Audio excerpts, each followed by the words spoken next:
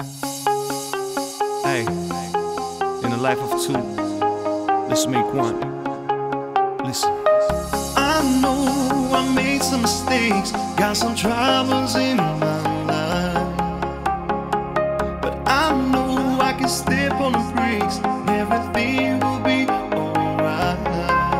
But I'm here and you're there, and there's nothing I can do, 'cause I'm here and you're there. I just can't believe it's true. V-ați căsătorit, domnul Săcine? În primul rând, bună ziua și bine ați venit, adică bine v-am găsit. Îs aici de mult timp. Da, m-am căsătorit astăzi doar cu o fată și o cheamă Gogana Alexandra. Ea te-ai căsătorit? Nu mai vorbesc cu ea de o săptămână și ceva. Da, cu ea m-am căsătorit deocamdată și sper să mă mai căsătoresc.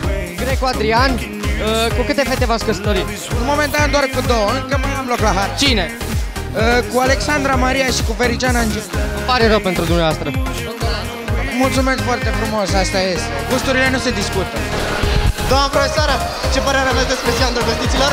Minunată, minunată și să rămâneți la sentimentele astea. Că e o zi foarte frumoasă și se potrivește vârstei voastre și la orice vârstă se potrivește. Merită să ne îndrăgostim azi, bineînțeles.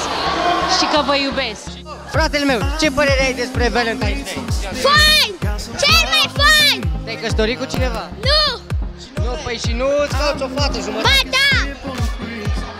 Ba, îl caut o fată, dar nu știu unde! Caut o fată și că se facă fetele să vină la el, vorbim frumos. Dar niciuna nu-i pe placul meu! Minunat? Da! Îți place pupă? Hai pupă!